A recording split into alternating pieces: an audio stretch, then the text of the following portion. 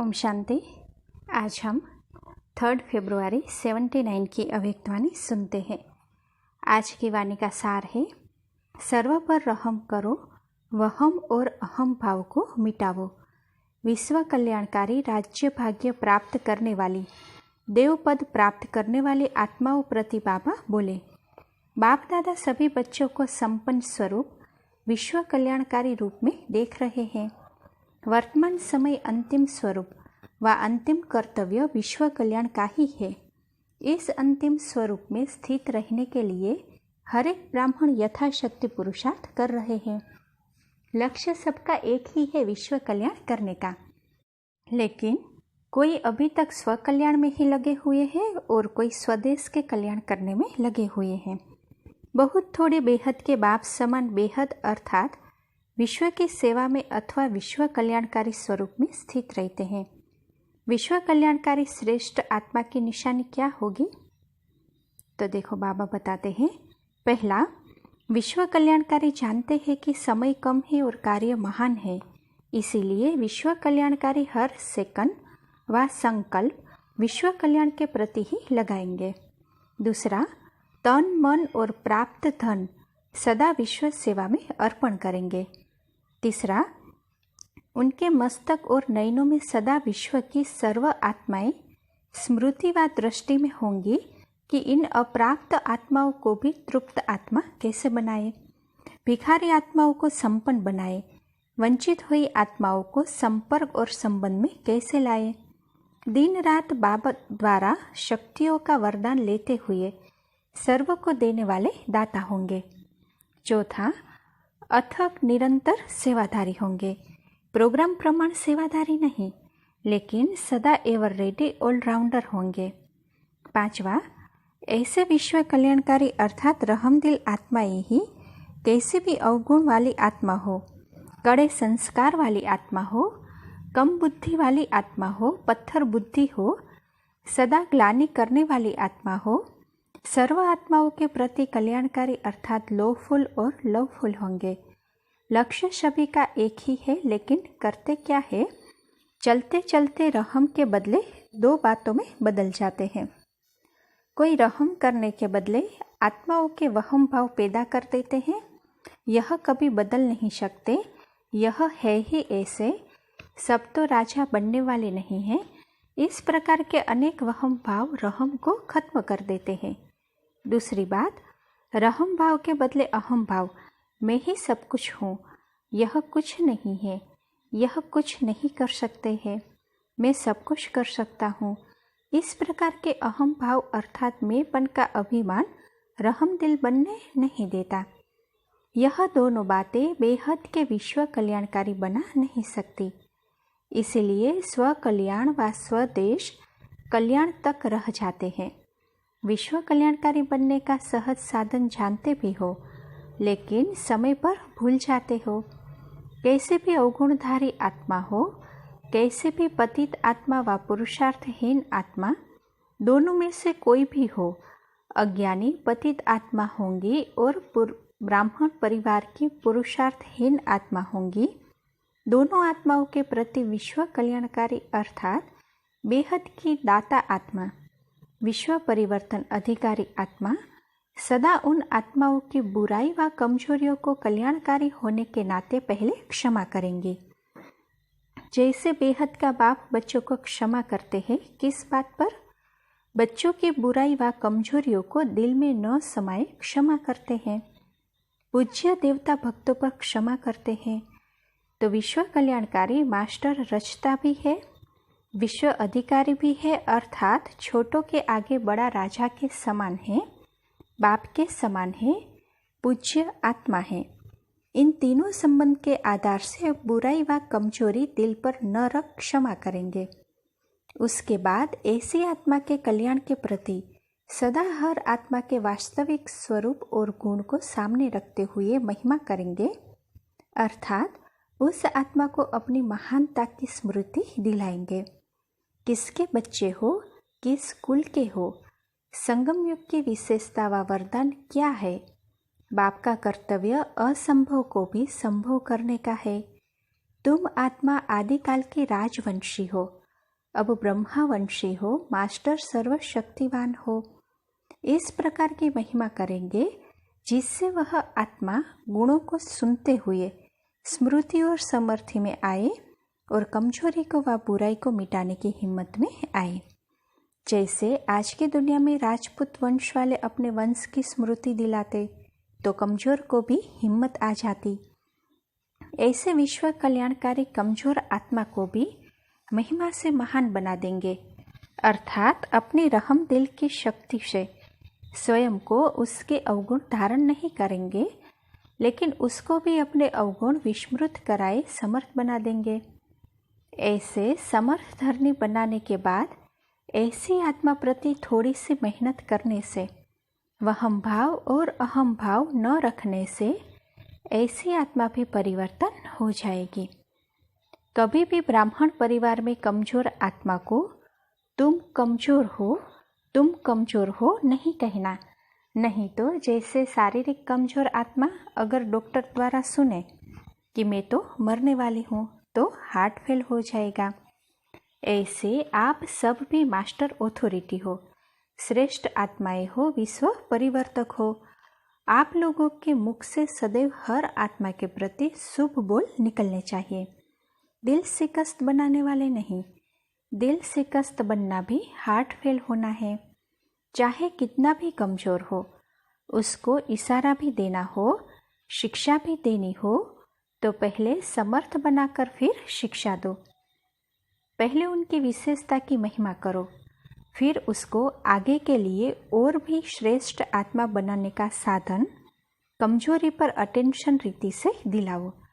पहले धरनी पर हिम्मत और उत्साह का हल चलाओ, फिर बीज डालो तो सहज ही बीज का फल निकलेगा। नहीं तो हिम्मतहीन कमजोर संस्कारवश आत्मा अर्थात कलराठी जमीन में बीज डालते हैं, इसीलिए मेहनत और समय ज़्यादा लगता है और सफलता भी कम निकलती है। विश्व कल्याण के कार्य में सोचने व करने की फुर्सत नहीं मिलती, स्व कल्याण या देश कल्याण में ही लगे रहते हैं, विश्व कल्याणकारी स्वरूप में स्थित नहीं हो सकते। समझा? तो विश्व कल्याणकारी बनने के लिए क्या करना है और क्या न करना है, तब ही विश्व कल्याण की सेवा की गति तीव्र हो जाएगी। अभी मध्यम गति है, इसीलिए इस वर्ष में विश्व कल्याणकारी स्थिति की विधि द्वारा विश्व कल्याण के सेवा की गति तीव्र बनाओ, रहम दिल बनो। अब तक जो कुछ चला, ड्रामा अनुसार जो चला था वह चला, इससे भी आगे के लिए कल्याण की भावना ले, चढ़ती कला की भावना ले। अब आगे बढ़ो, कमजोरियों को सदा के लिए दृढ़ संकल्प द्वारा विदाई दो और विदाई दिलाओ, तो विश्व परिवर्तन का कार्य तीव्र गति से हो जाएगा। स्पीड और स्टेज को आगे बढ़ाओ, अर्थात हर बात को नॉलेजफुल समर्थ स्थिति द्वारा सदा सहज पास करो और सदा पास हो जाओ, तो फाइनल स्टेज पर पास विद ऑनर हो जाएंगे। समझा? ऐसी तैयारी करो जो दूसरी सीजन में बाप दादा सबको तीव्र पुरुषार्थी के रूप में देखे। सभी आत्माएं फर्स्ट डिवीजन वाली आत्माएं हो, ऐसी महान आत्माओं का मिलन मेला मनाने आए। हर ब्राह्मण बच्चा सदा ताज, तिलक और तख्तधारी हो। ऐसी राज्य सभा में बाप आए। जब यहाँ राज्य अधिकारी सभा बनेगी तब वहाँ राज्य दरबार लगेगी।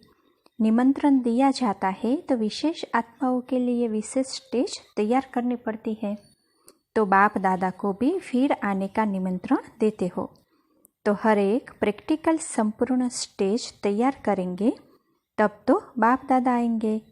इसीलिए हर एक को 2 से श्रेष्ठ व सुंदर स्टेज तैयार करो। अच्छा, अब देखेंगे कौन सा जोन नंबर 1 जाता है, विदेश आगे जाता है व देश आगे जाता है। अच्छा, ऐसे सदा विश्व कल्याणकारी, सर्वप्रति रहम दिल, सदा शुभ चिंतक में रहने वाले और सदा शुभ चिंतक बनने वाले, हर आत्मा में हिम्मत और उल्लास दिलाने वाले, ऐसे सदा राज्य अधिकारी को सदा संपन्न बनाने वाले, समर्थ आत्माओं को बाप दादा का याद प्यार और नमस्ते। टीचर्स से बातचीत। सेवा का भाग्य प्राप्त आत्माएं होना। कितनी वंचित आत्माओं को बाप का परिचय दे तृप्त आत्मा बनाने वाली हो। सेवा में विशेष रहम दिल का गुण याद रहता है। रहम दिल बाप के बच्चे रहम दिल बनकर सेवा करते तो सफलता बहुत मिलती है। तो सभी बाप समान रहम दिल हो। अनजान आत्माओं के प्रति तरस पड़ता है। सदा संपन्न मूर्त बन वरदानी और महादानी बनो। कमजोर आत्माओं को शक्ति दे आगे बढ़ाओ। संपन्न मूर्त बन सेवा करो। अच्छा, 43वीं शिव जयंती महोत्सव मनाने संबंधित अव्यक्त बाप दादा का संदेश।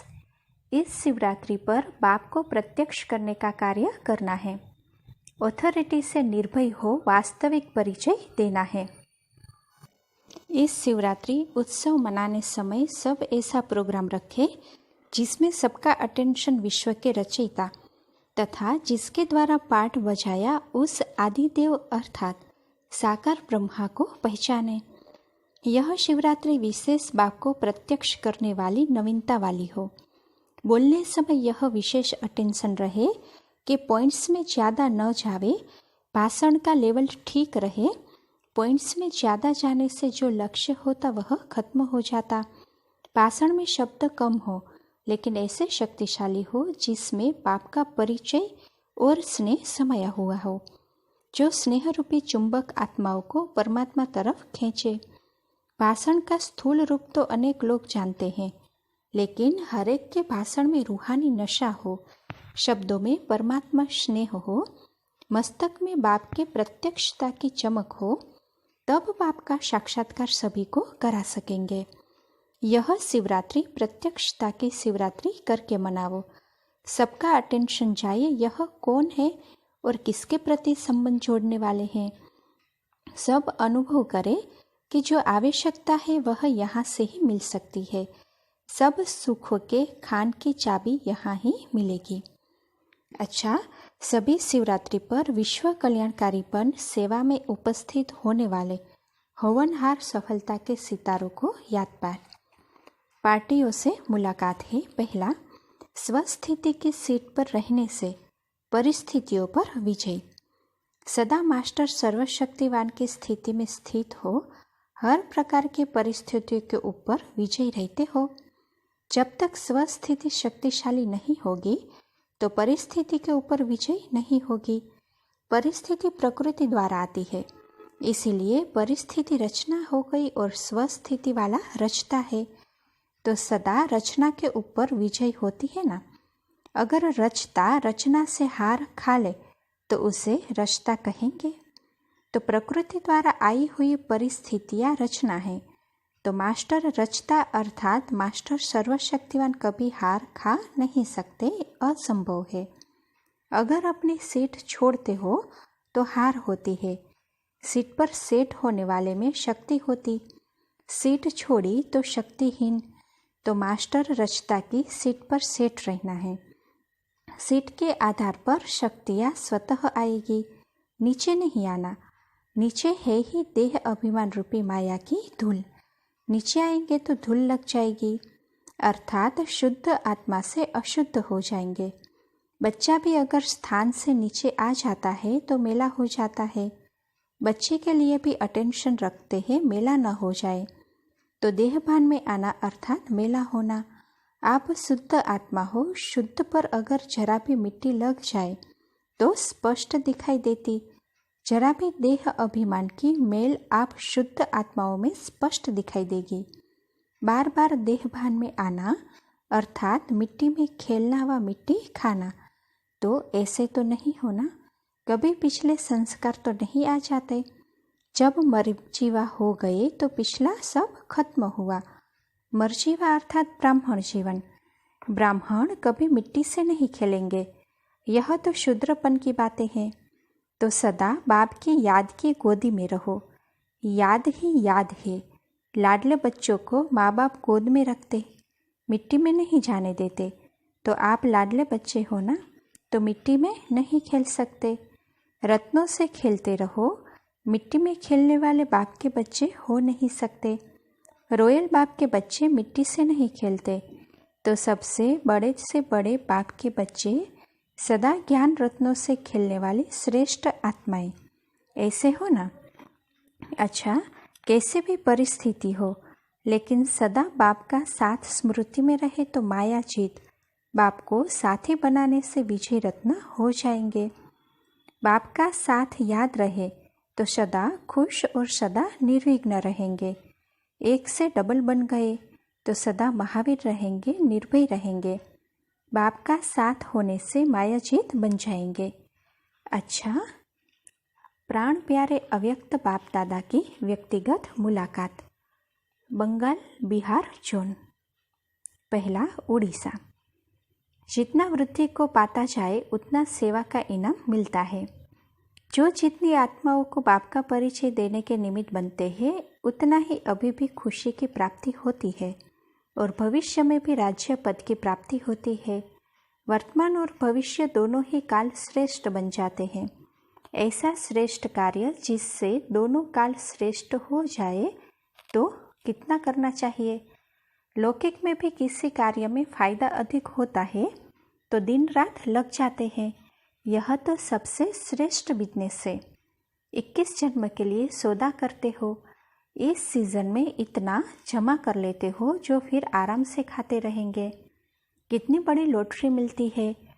एक जन्म की थोड़ी मेहनत और अनेक जन्म खाते रहेंगे। वह हद की लॉटरी होती है, उसमें एक डाले तो लाख की लॉटरी लग सकती, लेकिन यह तो बेहद की अविनाशी लॉटरी है। घर बैठे इतनी श्रेष्ठ प्राप्ति है। घर बैठे भगवान मिल गया ना, तो अपने भाग्य की सदा महिमा करते रहो। सदा मन में अपने भाग्य के गीत गाते हुए खुश रहो। अगर कहीं भी लगाव होगा, मोह होगा तो दुख की लहर आएगी। कभी दुख होता है, बाप जन्म जन्मांतर के लिए रोना बंद कराते हैं। दुख होगा तो रोएंगे, दुखी ही नहीं तो रोना बंद। सब सुखदाता के बच्चे मास्टर बन गए तो दुख तो आ नहीं सकता। दुख का दरवाजा बंद, स्वर्ग अर्थात सुख का दरवाजा खुल गया। स्वर्ग की टिकट ले ली है ना। सदा खुशी में नाचते रहो।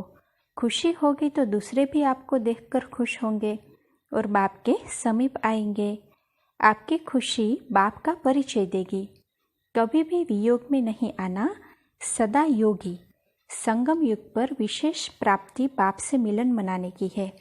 सदा मिलन मनाने वाले ऐसे खुशी में रहो। दूसरा, सदा अपने को महावीर अर्थात सदा ज्ञान के शस्त्रधारी अनुभव करते हो। महावीर को सदा ज्ञान के शस्त्र दिखाते हैं, वह है विजय की निशानी। ऐसे सदा ज्ञान के शस्त्रों से सजे हुए महावीर हो। शस्त्रों को समय पर काम में लगाते हो व समय पर कार्य नहीं करते। ऐसे भी होता है, चीज़ें जब होती है लेकिन समय पर याद नहीं रहती, तो जैसी परिस्थिति वैसे ज्ञान के शस्त्र द्वारा महावीर बन माया जीत बन सकते हो। कितने समय के विजयी होते हैं? सेकंड में विजयी बनते हो या टाइम लगता है? अगर टाइम लगता है तो महावीर नहीं कहेंगे। अगर विजय बनने में 1 घंटा लगा तो उसी टाइम के अंदर अंतिम घड़ी आ जाए तो किस पद को प्राप्त होंगे? तो महावीर अर्थात हर घड़ी अटेंशन। पास विद ऑनर वही होगा जो परिस्थिति में पास होगा। तो सदा पास होने वाले हो ना। अच्छा, फिर टीचर्स से मुलाकात है। टीचर्स को विशेष लिफ्ट की गिफ्ट है। क्यों? टीचर्स को सिवाय ईश्वरीय सेवा के और कोई बोझ नहीं। एक की ही याद, एक के ही प्रति सेवा। जब एक काम है तो एक काम में अच्छी तरह से आगे बढ़ सकते हैं ना। प्रवृत्ति वाले को तो 2 कार्य निभाने पड़ते। टीचर्स सहज ही एक रस रह सकती है। बातें करनी है तो भी बाप का परिचय देना है।